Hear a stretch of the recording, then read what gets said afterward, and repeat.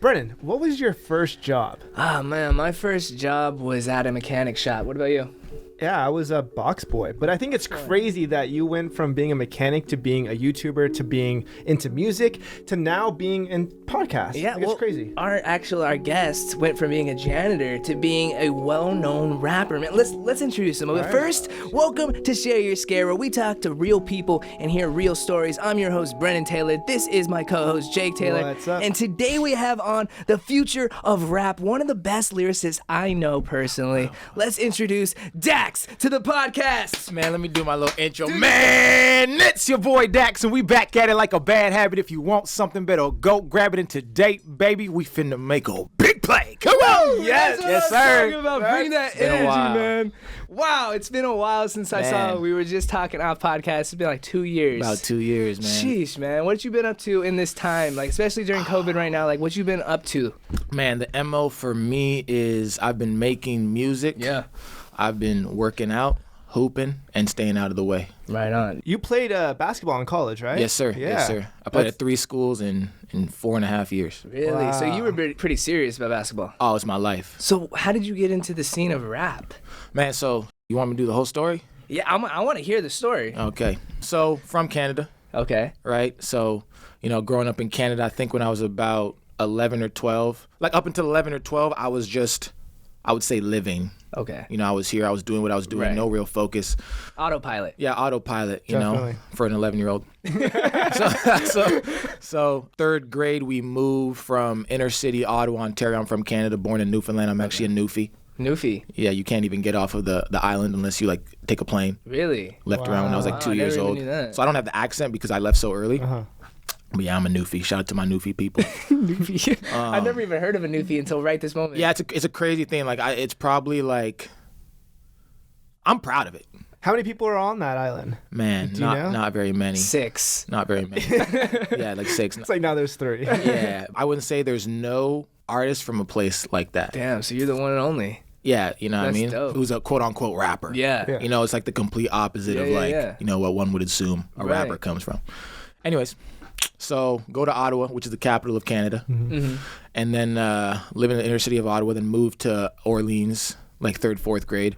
There's a basketball hoop where we're playing. Go to high school, St. Pete's. Shout out to the Knights. And then 11, 12 years old, I'm like, yo, I want to dedicate my life to basketball. Wow. On a Sunday, I see the game NBA Live 2005 with Carmelo Anthony on the cover. Okay. And I just felt a pull to it, a gravitational pull. Started playing the game like crazy. So then I found the law of attraction, also at the age of 11. It was Wow, that young. that video, The Secret? Yeah, that was my Yeah. first one too. Yeah, I Hell found yeah. that at the age of 11. And that's when I was like, yo, I want to dedicate my life to basketball. So I wrote out my goals and started attracting things into my life. So then from the period of 11 to 18, I was trying to play Division I basketball, but I knew I had to probably go prep school first.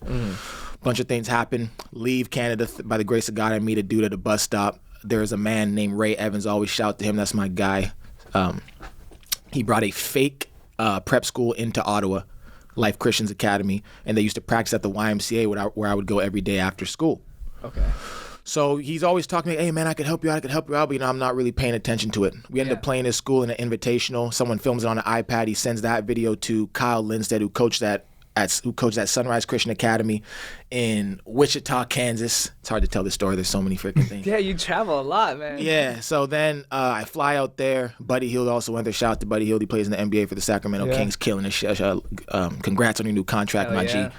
Go to the prep school. Then I end up going to junior college. Then I end up going D1. D1 doesn't work out. I go to D2. Then when I go to my D2, I get the overnight janitor job. And while doing that, I'm cleaning the poetry side of Dame Matthias Hall, which is at Newman University. Write my first poem on the way to a basketball game. Then fall in love with poetry. Then the poetry turns into music. And then, yeah. It took over. Yeah. Your second love took over your first love. Exactly. As soon as I wrote my first poem, I was like, damn, this is what I'm supposed to be doing. Damn. So you actually started in poetry, not even just writing music. You were writing poetry. Yeah, I never wanted to rap. Growing up, Really? I never thought rapping was cool. Yeah. For real. Do you even consider yourself a rapper, or would you rather Nah. people be like, you're a poet? How would you? Yeah, I consider myself more of just an artist of poetry. I think that's why a lot of my songs don't even have hooks. You know, Yeah. it's me just talking on a song in a poetical fashion that, Yeah. is just on a beat. But And still catchy though. exactly, we Yeah. still catching it. But yeah, so Yeah, that's how it happened. That's sick. So you were working as a janitor, like, was it just because you needed a job, or what was it like? Yeah, so, Division I schools have a lot of perks. You have the full scholarship I was on, and then you also get you get paid every, I forget what it was, I'd get like a check. And then when I transferred to D2, it was different. I still had a full scholarship, but I had no extra money coming in. Yeah. So I needed a job and something to do. So I got the overnight janitor job on campus.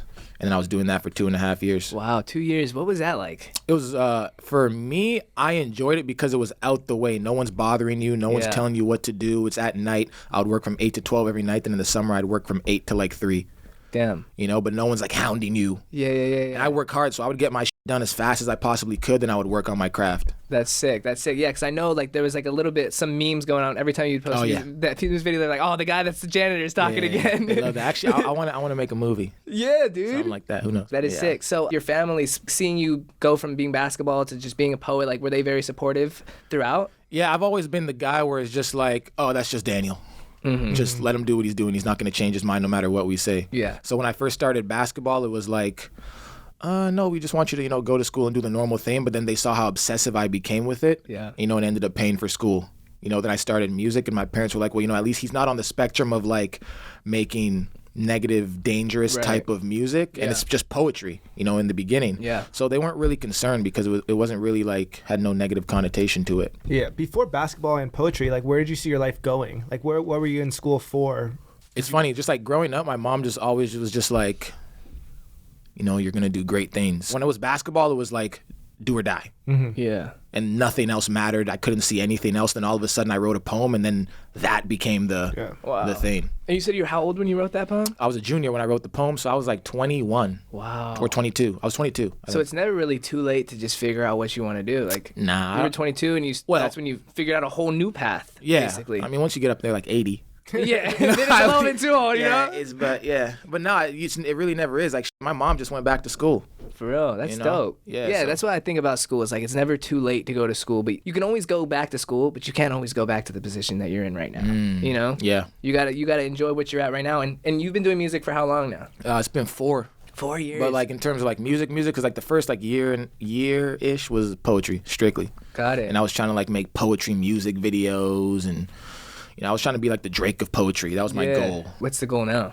Now the goal is just to continue to put things into the world that will last forever. Fire. And whatever that, whatever accolades that comes with, so be it. Yeah, I got introduced to your music from Brennan. I remember the first video was Rap God that I saw, and you did these one-take music videos. Yeah, those are fire. Those are crazy. Literally known for these one-take music videos. Yeah. Between us, how many takes did it really take? They all take one take. For real? The what about when you're in the studio, though, making the song? Is it one take also? No, it's not. It's definitely not one take in the studio. It's one take when you're doing the music. Yeah, when I'm doing the music video. Yeah, those came out of just being broke. Really? I when I was in Wichita, Kansas, when I started, I used to try to find people to work with or whatever it was.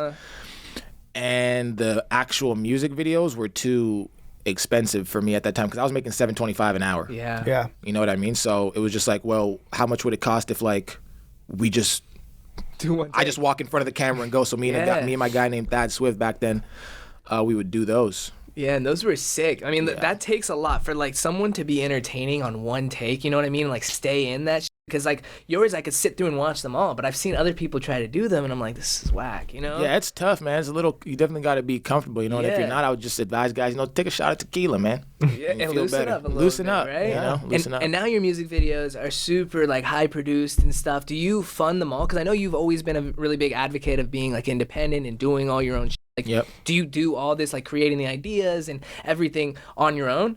So in terms of funding, I pay for everything. In terms of the music videos, most ideas I come up with all on my own. For what I usually do is I'll have a notebook and I'll write out exactly what I want to happen from this second to this second, this second to this second, this second to this second, this second to this second, and then but also I have a bunch of great people I work with: Logan Mice, Moses Israel, and a lot of the times they'll also contribute ideas to things as well. My manager Brittany, she'll contribute ideas, so it's a group effort for sure. That's awesome. And I just watched your Kill Shot 3 music video. Came out 5 days ago. If you haven't seen it, check it out. Kill Shot 3 went wild, man. So are you gonna go Kill Shot 4? People probably want to know. Honestly, the Kill Shot thing to me, whenever I put a number on a video, it's more just to show the progress. Got it. It's to show the story. Yeah. So am I gonna do a Kill Shot 4? Honestly, I'm sort of over it.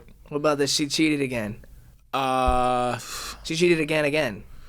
Just crazy. I thought about that like back then, but I was just like, it doesn't really tell the story as to where it was going. So I didn't just want to make something and make something. Right. You know. I feel that. And now like you're collaborating with huge artists like such as Trippie Redd, Tech Nine. What's that like, man? Like to really be hitting that next level. How does that feel? It's dope. It's dope. It's sort of weird. Like in my brain, it's like, you know, when you like picture something and see yourself going somewhere, when it happens, it doesn't really feel as dope as you think it would. Yeah. It's kind of just cool. Like more normal. Yeah, it's like you expect it. Yeah. You hype it up in your own head. Yeah. You know what I mean? But in terms of like, hopefully for like the people watching, hopefully they can see the progression. So I think it's dope. And I'm proud and happy to be able to work with great artists, and hopefully I can work with more. That's fire. Who would you want to work with right now if you could work with anyone? Man, I want to work with the greats. I want to work with the legends. You know, I would love to work with, you know, Eminem, Kendrick Lamar, J. Cole, Drake. Yeah, for sure. You know, like people, anyone who's like great at what they do, those are the people I want to associate myself with and create beautiful art with. 100%. And you said you were very much into law of attraction and such. I know because I see you on Instagram. I follow you on Instagram. I see like your goals and stuff that you're always posting, and a lot of the time you're actually making these goals really happen. What is your process of manifesting? What do you do? Maybe you can help others, and maybe you can inform us. Like, what do you do that makes things happen? The first thing I do is I sit down, I get a piece of paper, and I'll write the goals out, and then I'll like post them over my bed, and I try to make like somewhat realistic goals. You know what I mean? But also goals that are also a little bit hard to reach. Right. And then. And do you put time limits on them, or are you just like when they happen type of thing?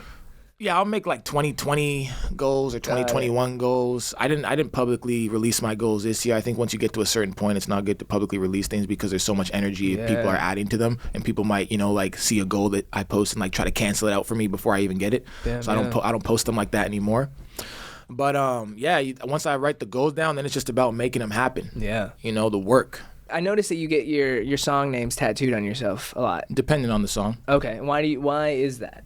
When a song is special, I like to, it's almost like myself almost committing to the idea of the song. For example, I think like a song like Dear God and Joker, like these are songs that I feel are going to live forever.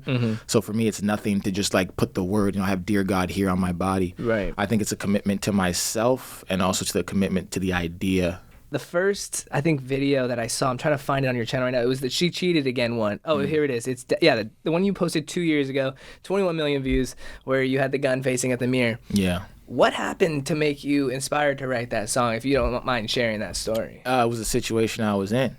I went through a relationship with a girl I was a junior at Newman University.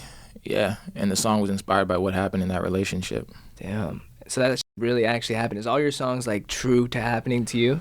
So the songs that I write, so the stories are all inspired by things I go through, and then you know, obviously like I'll add different things in depending on like sometimes you got to make some shit rhyme. Yeah. Like if She Cheated Again, I talk about that there's a child there. I don't actually have a child. In my mind, it was a thought process of me and the girl talking about wanting to have a child. Yeah. That's crazy. Do you ever think about like maybe like if someone does like say shrooms or something to like get more experience with the world and like be more wise, do you ever think like you would try something like that to make you even like to the next level more and I don't know, in tune with energy and just everything? Or see, like me, I've never done drugs. Everyone always asks because my eyes get red at night, so like I'll go on live and people are like, oh, did you just smoke? I'll be like, nah, my eyes just get red.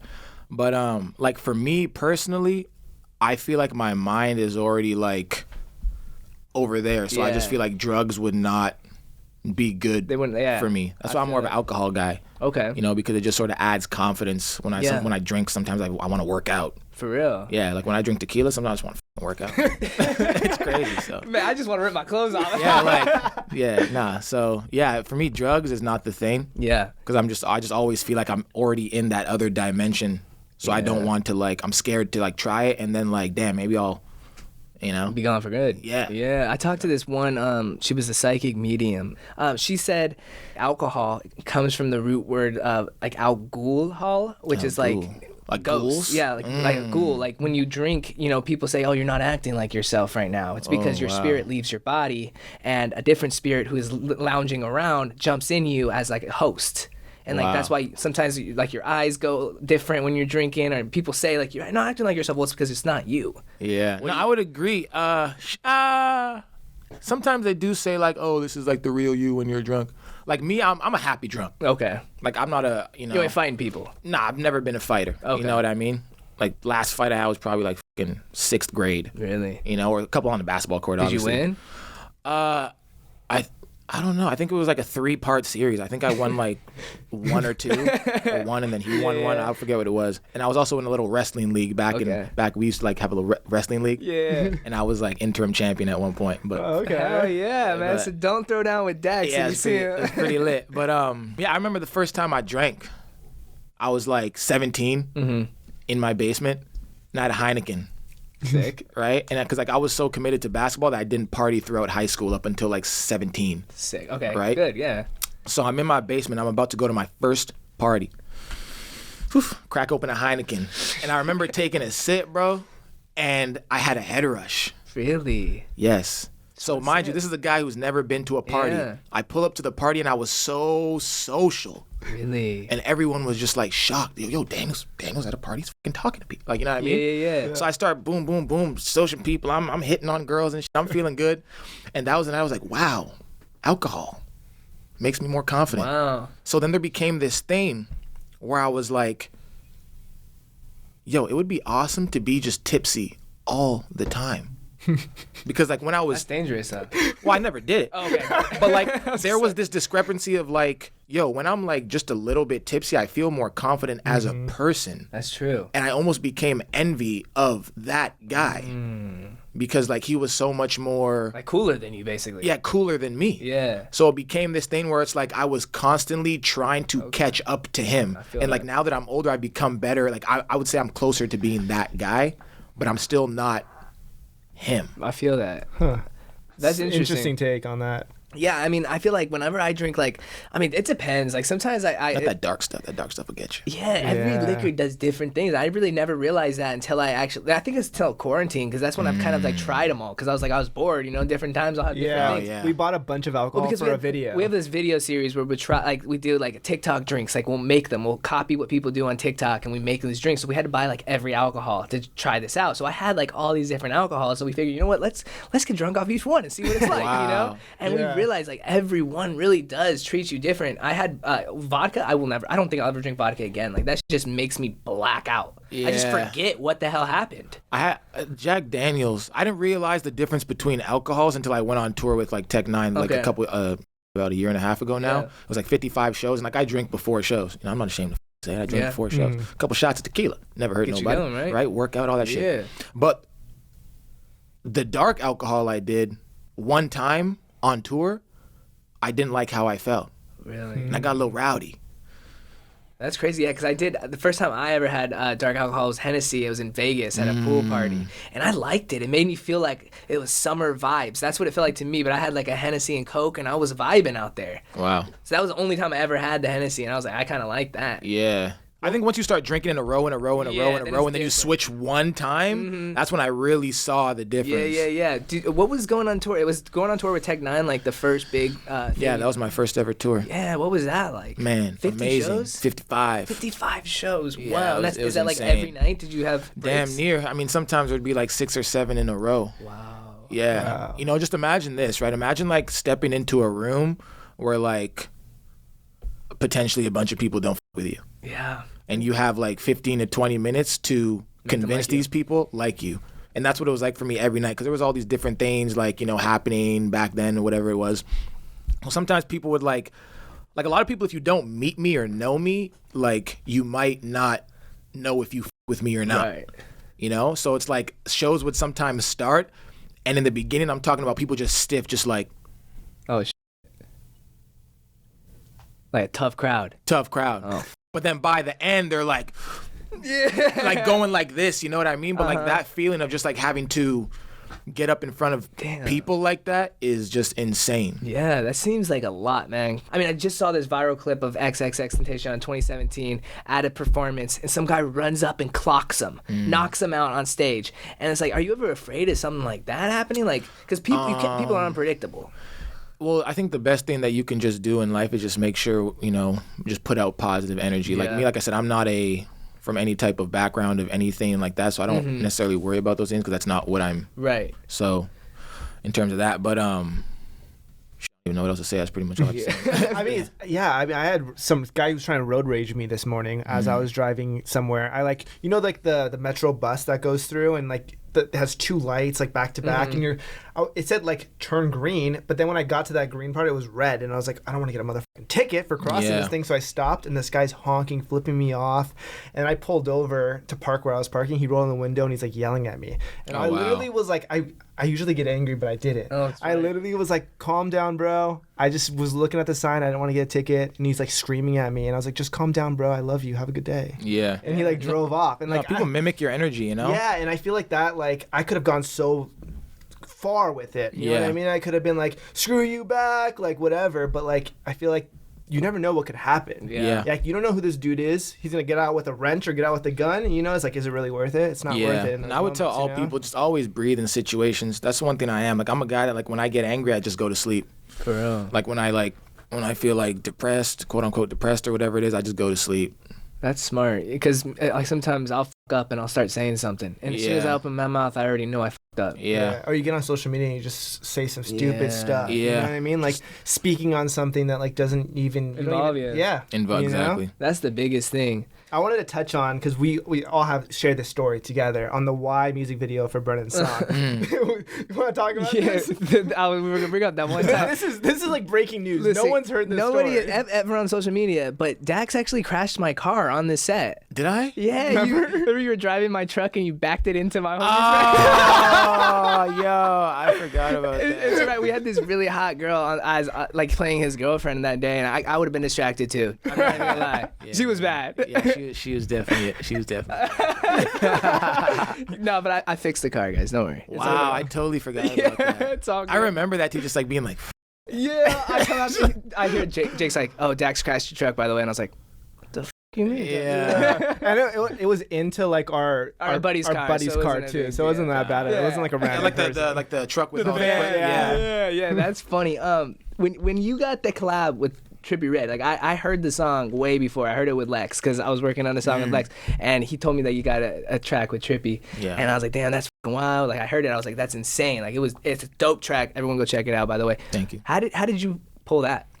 So what happened was the song was actually made 2 years ago, 2+ years ago. I made the song by myself. A year after that, I got Trippie on it. A year after that, we filmed the music video. So I had initially met him, I think at Rolling Loud the first time. Not like met, it was just like, you know what I mean? And then I was actually in the studio when him and Juice WRLD made that one song. I don't know. That freestyle one, isn't it? I think so, yeah. So I was in the studio that night, and then I opened for Juice WRLD and Santa Ana at a concert by the grace of God. Legendary. Super dope dude, man, humble as hell. Yeah. And then I just stayed in contact, and then my manager knows his manager. That's so sick. Both strong black females. Hell yeah. And yeah. That's so dope. Did you like ever think you'd have a song with Trippie Redd? In terms of like, did you ever like try to manifest that, or was it just kind of organic how it happened? Because I know you write down your goals a lot. Was he ever one that you'd want to work with, or was it just like it happened and dope? Yeah, it happened and dope, but yeah, I definitely wanted to work with someone in that realm, and I just think he's a super talented artist with his voice. Yeah. So it wasn't like I didn't write down like, oh, I want to do a song with Trippie Redd, but like when the opportunity presented itself, I was like, for sure. That's sick. And was it, so you said you did the song, and then a year later to the music video, was it just like conflicting schedules, or what took so long to get it out? So I did the song 2 years ago, then a year later, got him on it, then a year after that, took the video, and it's just, conflicting schedules. And also me as a person, like, I probably could have pushed maybe for it earlier, but I always just felt like it'll happen when it happens. Yeah, I needed more time because I also want things to make sense. Yeah, you know. I wanted to ask you, since I make music too, like, what's like the best route of going? Like, is it, and probably people out there want to know too, like independent versus signing with labels. Like, you seem like you know everything about this subject because you've done it well for the past 4 years. Thanks, sir. Of course. Like, can you shed some light on that? Shed some light. I think it really depends on the person. You know, like me, I'm the type of person where it's like I don't want my success to be dependent on no one else but myself. At the end of the day, like if shit doesn't work, I want to blame myself, because if I start blaming other people, that's going to drive me insane. Insane, right? You know? And so yeah, I think a label, like, you know, every single big song you've probably ever heard, most of these people are signed to labels. Yeah. You know, so I think a label makes sense for a lot of people, but also you can put yourself in a better situation if you have leverage. Right. You know, but it depends. Like, if I wasn't the type of person I am, then I would sign. Really? You know, because I would never, like, not want my art to be heard. Yeah. Do you think that you can really hit the same point that a person under a label could hit while not being with a label? Over a period of time, maybe not as quickly as the bang. Right. But there's definitely more that someone can do with a large label, right, with the things they're able to access in terms of, you know, playlists and all this stuff like that I myself can't necessarily access. Yeah. But I also think with my music, while someone might initially have things that are bigger, there's no way that over a prolonged period of time that my music won't surpass that. For sure. And I'm not making music for a 5-year period. I'm making music for hundreds and hundreds of years. So I saw that you're hitting 2 million monthly listeners on Spotify. Yes, sir. And that's no help from anyone, just yourself. Like, how do you grow to like that? I see it right here, 2.4. I'm sorry, you were humble. You didn't even correct me. Hey, 2.4 million listeners. That's Would you give any advice to small artists out there listening, like, to grow themselves without a label? Because you did it great. Yeah, man. It's crazy. Like, you know, the biggest thing as a music artist is just, like, not becoming bitter. You know, like, because I think entitlement is, like, just such a, like, big problem with human beings, and we all feel we're, like, entitled to certain shit. Yeah. So, like, the first thing I would tell people is to, like, stop thinking like you're so important. Stop, like, expecting things and people to do shit for you. You know, like, for me, like, I don't even know if it's like something in my brain that's off, but I always feel like people don't owe me anything, or I haven't done enough, that I need to do more, which is why I still, you know, reply to hella DMs, and just like people are surprised that, like, oh my God, I can't believe this guy's like da-da-da-da-da-da.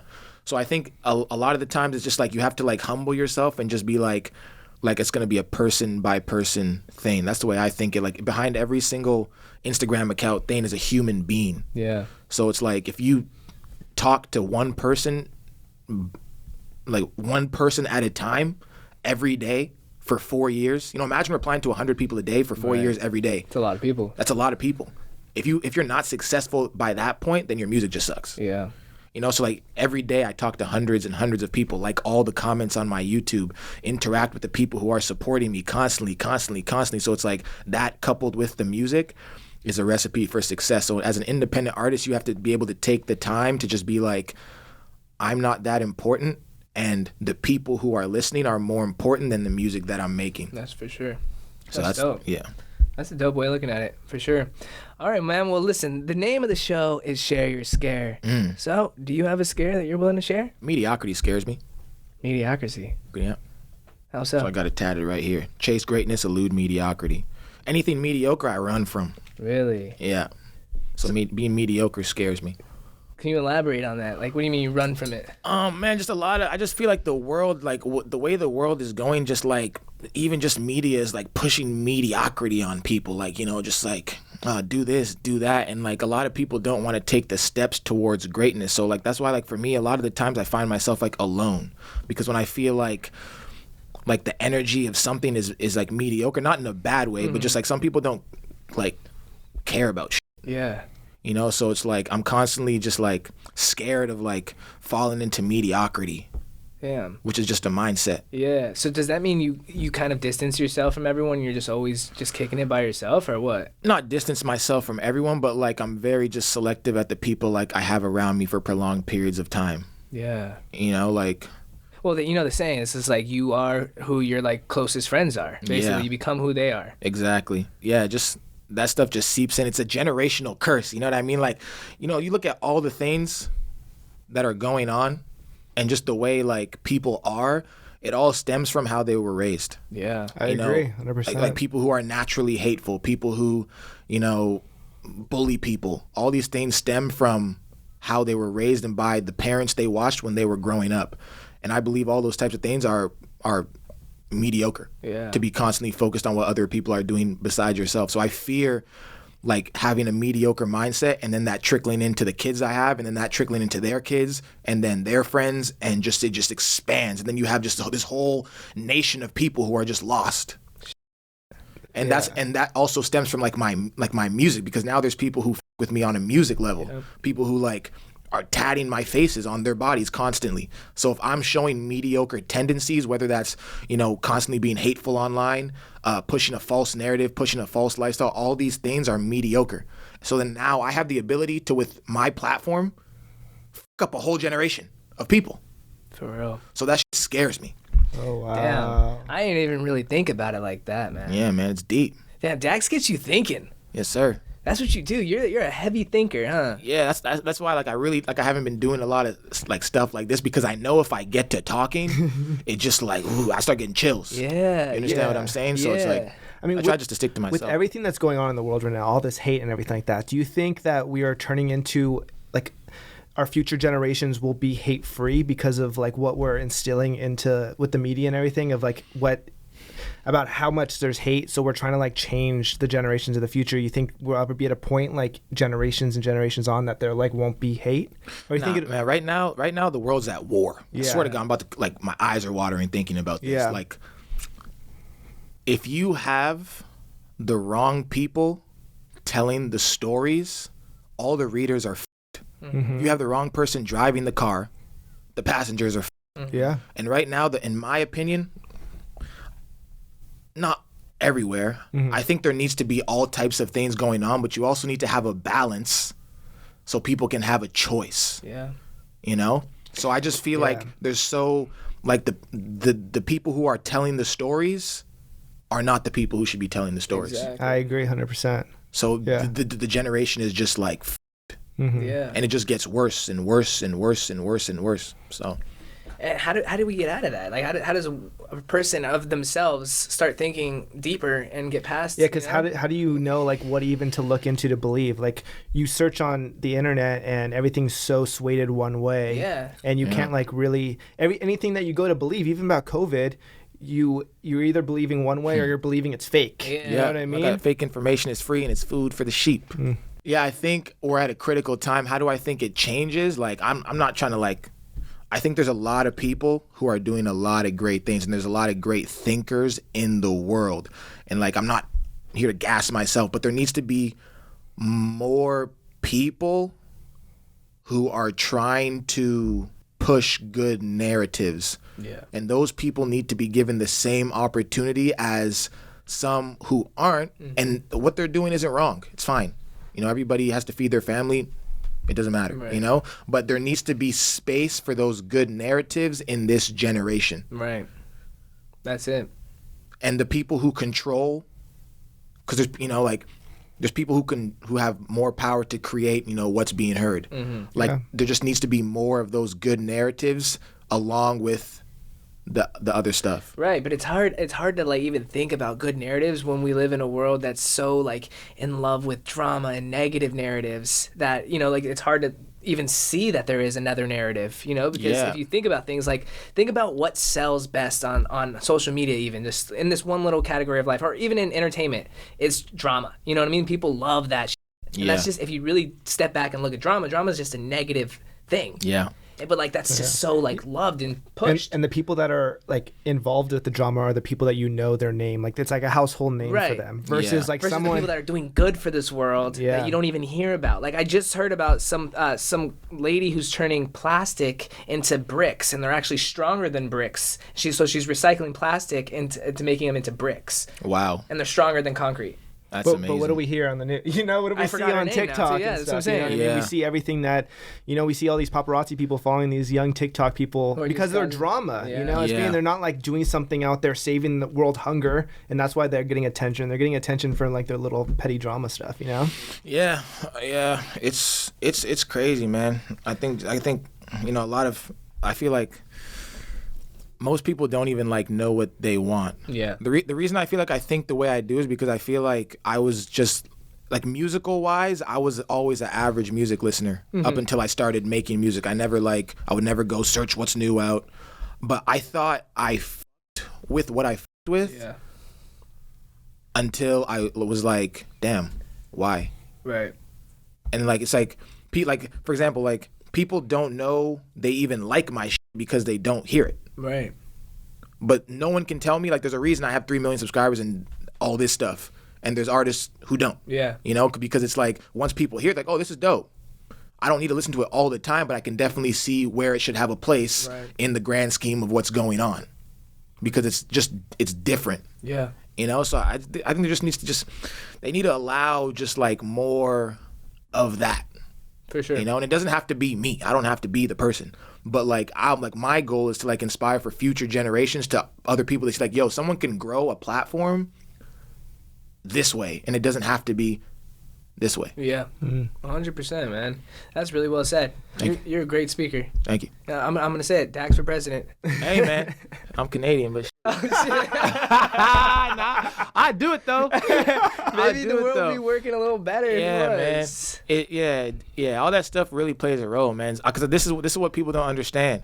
It's like the storytellers is what's really making the difference. And the reason, like I started off with poetry. I'm not a music artist. I started off with poetry. Yeah. So it's like I can put words together in a fashion. And I'm not like biased. I'm not like, oh, vote this or vote that or do this or do that or people should be able to this or this gender. I don't care. Yeah. It's all about just the positivity of human beings and respecting a person as a person. Hell yeah.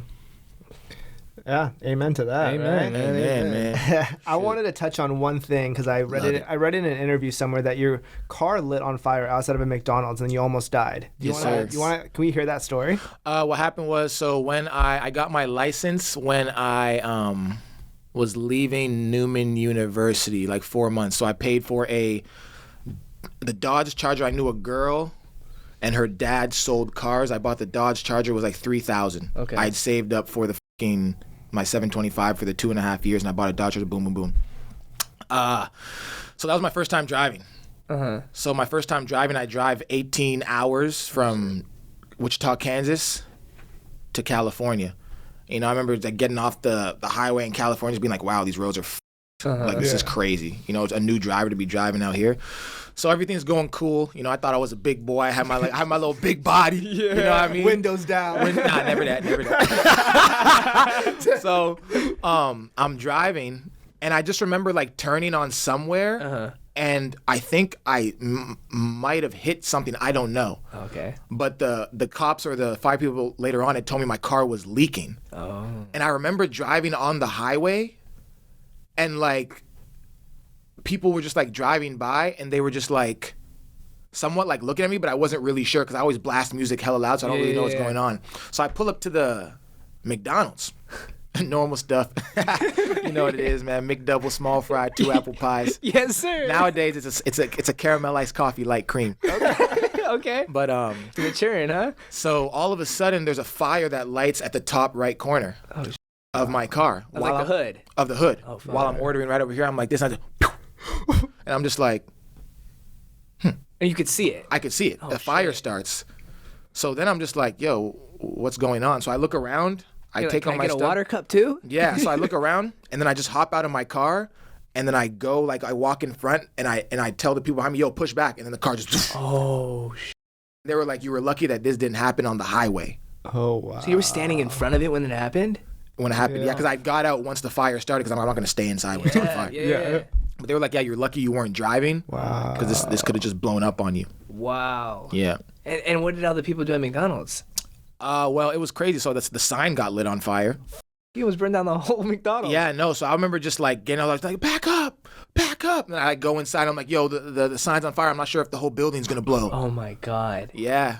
Dude, that's nuts. That is insane. Yeah. You need to make a movie like real fast because I want to see that scene happen. Janitor on fire. Did you have to like pay for the McDonald's or anything? The insurance, I guess, took care of it. And I guess they were sort of like, I don't know what happened, like the McDonald's or whatever it was, but like the insurance I had, like the coverage was like just like enough for something like that. Yeah, and the sign didn't like spread to the building. It was just like the top like half of the sign. Damn. Yeah. Wow. Did you ever hit the girl that sold the car to you or her dad? No, but that's why like now I just like, man, I don't even like, I'm not a car guy. Yeah. But you know, I tried to do too much with my first car, and if you're buying a Charger for $3,000 cash, you probably shouldn't buy it. Yeah, that's true. It was like 2002, and just like you know, I thought I was big boy, big boss. Yeah. And Man, yeah. well, hey, good thing you're still here. Yeah, man. What year? This was 4 years ago when you came here? Yeah, this was my. I mean, I moved to LA. I don't live here anymore, but I moved to LA, and then it was like first year I was here. Damn. So 3 years ago. That's crazy. That's a story right there. That is a story, man. Yeah. Well, hey, Dax, we're running out of time here. Where can the people find you if they don't know you right now? Man, just make sure all you got to do is go on any platform and put in DAX. If I don't come up, I'm not doing my job. Damn. I swear everything he says is like I could tattoo it, you know? Yeah. Hey, man. Or I can make a Quotables. book about it. Yeah, there you go. There you go. Listen, guys, we appreciate having Dax on the podcast. Very insightful. You should check him out. Check out his music. It is hot. It is fire. And we're excited. You got any new music dropping soon, or what can we expect? Yeah, man, got a lot of new stuff dropping. Anything you can tell us about secretly on the podcast? Man, I tell you what, 2021 there's gonna be some really impactful songs that are gonna be dropped that I'm hoping people really with. Hopefully, I mean, I've always had albums ready. It's just a matter of are people gonna be able to consume them all at once. For sure. So yeah, Can't wait. Can't wait, man. Well, thank you so much. We appreciate you and your time. And that's it for Share Your Scare. We'll see you guys next time. Peace. Thanks for listening to Sus, Share Your Scare. Make sure to subscribe and check back every Wednesday for new episodes, and don't forget to tell your friends. Follow all of our social media links at shareyourscare.com. We're going to be doing tons of giveaways, but only for our most active fans. If you have a scare of your own that you want to share, leave us a voicemail. Our number is 626-275-8695. Or if you just want to shoot us an email, our email is shareyourscarepod@gmail.com, and that's spelled with a U-R. Until next Wednesday, stay sus.